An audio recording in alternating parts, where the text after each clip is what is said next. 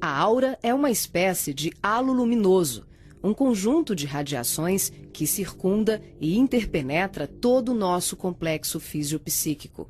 Conhecida também como psicosfera, fotosfera psíquica, veículo ou túnica de forças eletromagnéticas, ela é composta pelo conjunto de emanações dos diferentes campos multidimensionais ou corpos. Apresentamos aqui uma visão total de sua forma ovalada, onde temos o corpo físico, o duplo etérico, o corpo astral, o corpo mental, o corpo causal e os centros de força. Através da animação em 3 dimensões, podemos notar com maior clareza que a nossa aura não começa na superfície do corpo físico. Ela é formada por camadas, conhecidas como campos sutis ou campos dimensionais. O corpo físico é a parte mais interna do nosso complexo. As camadas mais externas e sutis revestem e interpenetram todas as estruturas das camadas mais densas. O corpo mental envolve o corpo astral, o duplo etérico e o corpo físico. Na cor amarela, vemos a aura mental, de cor rosa, a aura astral, e na cor azul, o duplo etéreo. Essa atmosfera fluídica envolve todo o nosso sistema físico, revestindo os órgãos, tecidos e células com energias vitais, astrais e mentais. Dessa forma, o pensamento circula por todos os escarninhos do nosso sistema orgânico e psíquico. Na medida em que pensamos, automaticamente alteramos o nosso campo celular. Todos os estados de bem-estar ou de enfermidade são consequências dos conteúdos mentais e emocionais.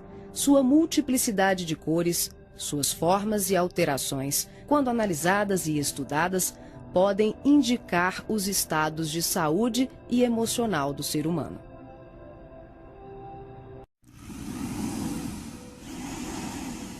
A palavra chakra vem do sânscrito e significa roda de luz, também conhecido como centros vitais, fulcros energéticos ou centros de força. Geralmente são visualizados por videntes e clarividentes como campos em forma de redemoinhos, com a aparência de uma flor, com pétalas irradiantes e coloridas. O nosso corpo é regido por esses centros, que vibram em sintonia uns com os outros ao influxo do poder diretriz da mente, estabelecendo um veículo eletromagnético no qual o pensamento vibra em circuito fechado antes de exteriorizar-se. Cada célula do nosso corpo pode ser considerada um motor elétrico ou diminuto centro vital. O complexo humano é formado por centenas de chakras, que são classificados como mínimos, menores, maiores, secundários, principais e primordiais. Esses centros de força desempenham diversas funções, dentre elas a de reger as atividades fisiológicas dos órgãos a eles relacionados. Levando em conta as várias escolas que estudam o tema, definimos como primordiais 10 centros: o coronário, o cerebral ou frontal, o ágina, o laríngeo ou da garganta, o cardíaco, o gástrico ou solar, o esplênico, o umbilical, o genésico ou sexual e o fundamental. Na animação, vemos a parte anterior e posterior de cada chakra, que juntas formam um só órgão. Esses centros de força giram em alternância, repetindo o sistema de respiração num movimento permanente de emissão e absorção de energia. O giro é sincronizado e complementar entre o chakra anterior e o posterior. Os chakras são formados por microtúbulos, que são estruturas ocas, compostas por inúmeros blocos de moléculas idênticas. Esse elemento base, aqui aumentado milhares de vezes, junta-se a outros microtúbulos, formando uma complexa rede capilar. São microtúbulos menores que se inserem em microtúbulos maiores, num processo sucessivo. São justamente esses microtúbulos de diversos tamanhos que dão ao chakra a aparência de pétalas. Aqui vemos um exemplo dos microtúbulos maiores. E aqui, microtúbulos menores preenchendo os microtúbulos maiores.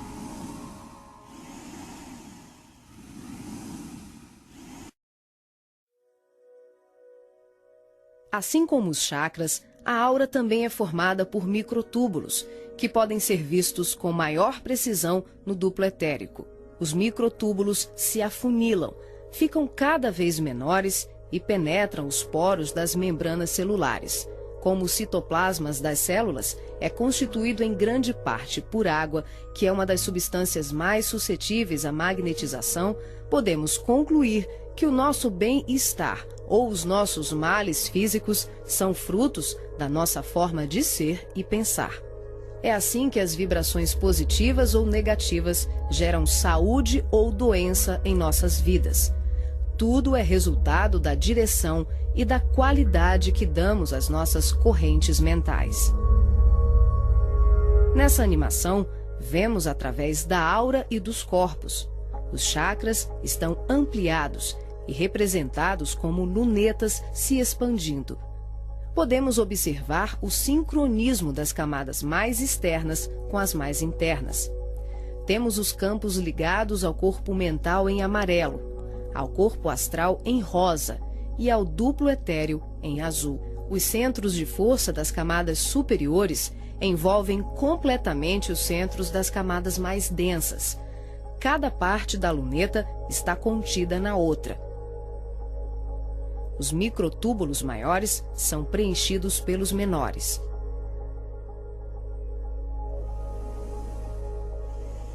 Responsável também por funções psíquicas, os chakras estão relacionados com algumas capacidades de percepção. São núcleos importantíssimos em vários processos mediúnicos, formando uma rede complexa de assimilação, armazenamento e emissão de vibrações ou energias mentais ou sutis. Os centros de força podem ser considerados portais dimensionais, por onde fluem as correntes mentais que assimilamos e emitimos em regime de sintonia durante as diversas manifestações medianímicas.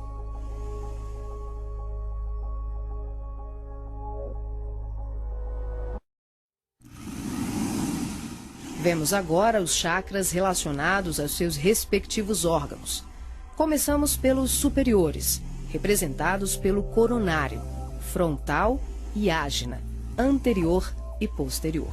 Podemos observar o giro em movimentos de alternância, num ciclo permanente de emissão e absorção de energia. Vemos também a sincronia entre os anteriores e os posteriores. O coronário é o centro da sabedoria. Tem responsabilidade direta sobre as funções psicológicas, cerebrais e espirituais.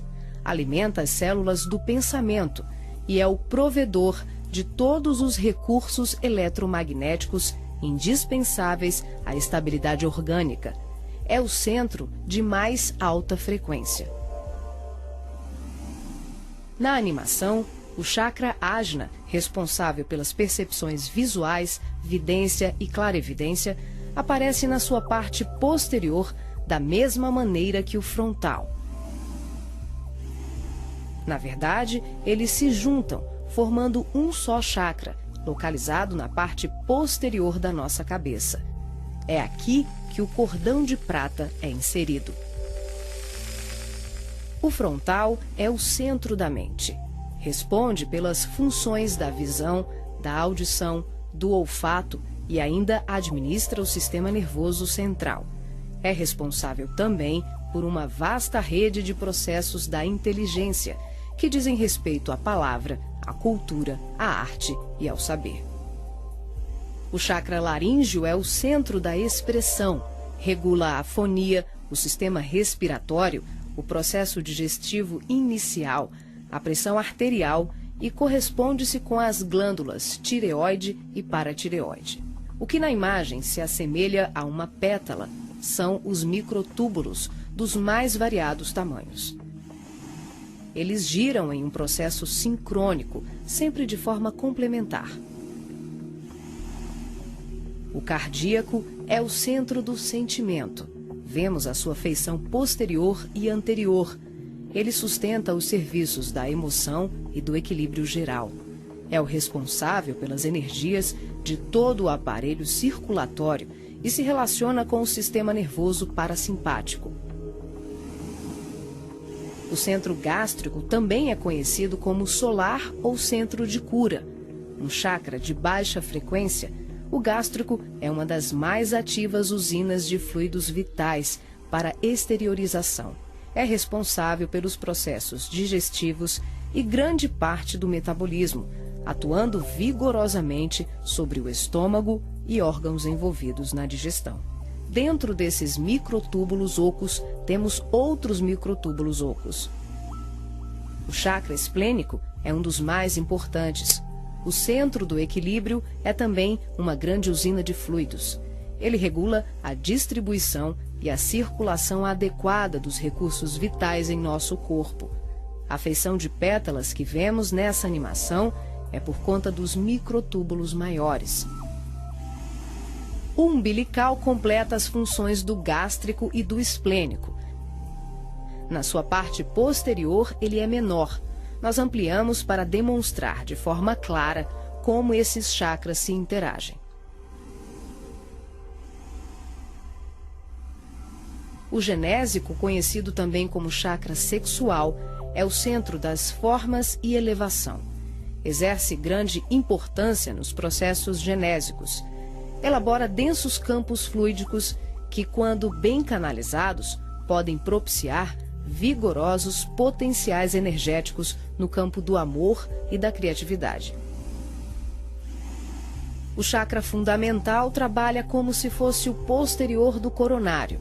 Ele está na base inferior da coluna vertebral, na região do períneo, entre o ânus e os órgãos genitais. Forma, junto com o genésico e o básico, uma tríade, tão importante como o coronário, o frontal e o ágina. Integrado ao genésico, esse centro trabalha principalmente na captação de energias vindas da Terra, oriundas dos raios gama, da água e dos metais.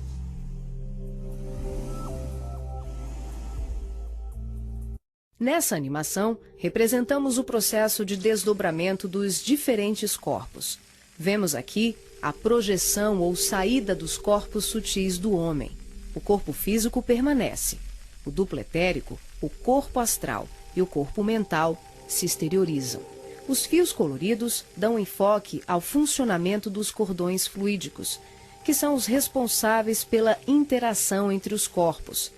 Para ressaltar os fluxos mental, emocional e vital, subdividimos o cordão de prata, que assimila todos os fluxos, em 3. O cordão de prata propriamente dito, que liga o corpo físico aos demais corpos sutis, aqui representando apenas o fluxo mental. Em amarelo, o detalhamento do fluxo emocional.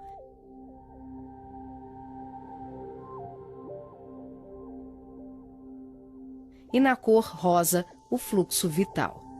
Esses cordões são semelhantes ao cordão umbilical, porém, a densidade deles é muito mais sutil. São, por assim dizer, vaporosos, uma espécie de laços aeriforme, luminescentes, e varia de acordo com a dimensão da região espiritual onde o ser se encontra. Quando ocorre esse tipo de desdobramento em que o duplo etérico, o corpo astral e o corpo mental se deslocam juntos, o médium não consegue alcançar grandes distâncias, devido à densidade do corpo etérico, que, em síntese, são emanações neuropsíquicas do corpo físico.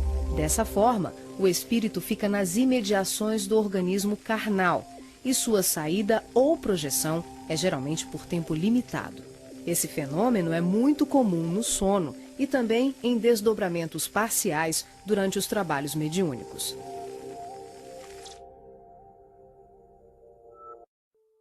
Nesse exemplo de desdobramento, a projeção se inicia com a exteriorização dos 3 corpos sutis, o duplo etérico, o corpo astral e o corpo mental. Em seguida, o passivo devolve ao corpo físico os eflúvios vitais, conhecidos em seu conjunto como duplo etérico, que tem como uma de suas funções assegurar o equilíbrio entre a alma e o corpo de carne, garantindo o calor indispensável à colmeia celular.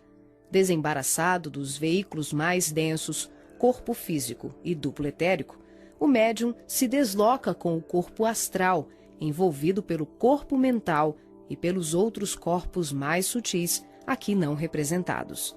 Ao devolver as energias neuropsíquicas, o médium projetado fica, por assim dizer, mais leve e ágil, o que lhe permite uma melhor condição de trabalho e observação, além de lhe possibilitar o deslocamento para regiões diversas. Ele pode viajar para qualquer lugar do espaço, incluindo o plano físico e o extrafísico. O corpo astral, envolvido pelo corpo mental, fica permanentemente conectado ao corpo físico pelo cordão de prata, que também é conhecido como cordão fluídico. Trata-se de um laço, um feixe energético extremamente flexível e expansível, que é formado de microtúbulos, a exemplo dos chakras, e mantém um fluxo energético bidirecional entre os corpos densos e sutis. Esse fluxo vibratório de nutrição faz com que o espírito perceba, de imediato, tudo aquilo que possa vir a ocorrer ao corpo físico durante o desdobramento. Na volta, podemos observar como ocorre a reentrada dos corpos mais sutis, na conjugação com o corpo físico e etérico. Aqui temos o desdobramento do corpo mental. Os 3 corpos saem. O médium devolve ao corpo o duplo etéreo e apenas o corpo mental se projeta. A animação demonstra que, em qualquer tipo de desdobramento, os corpos permanecem conectados entre si através do cordão de prata e dos fluxos energéticos. Em relação ao corpo mental, ocorre muito mais um fluxo mento-emotivo que propriamente um cordão densificado, como mostra o vídeo.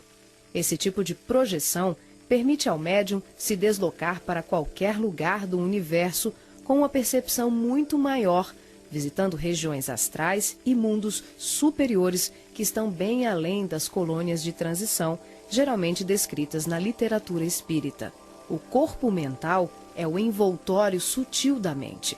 Tem a forma ovalada ou ovoide, que define o formato da totalidade da nossa aura. O mental também é o responsável pela formação do corpo perispiritual ou corpo astral.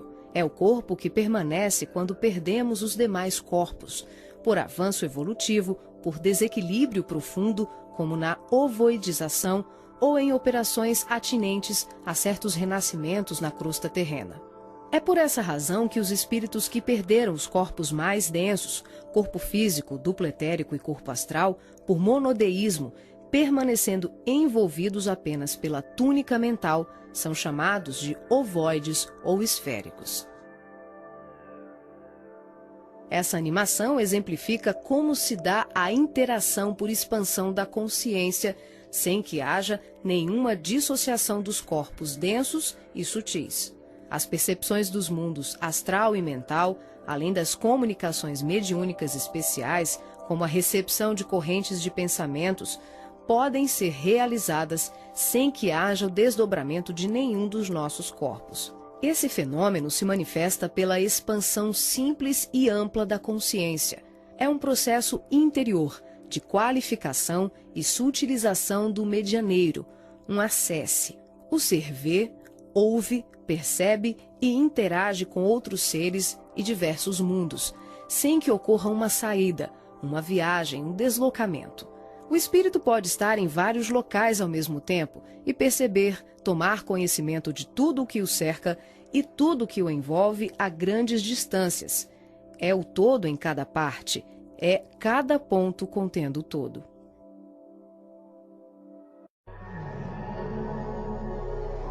Nessa animação, visualizamos os espíritos revestidos apenas pela túnica ou corpo mental, após a perda do corpo astral ou perispiritual, quando tomamos a parte pelo todo.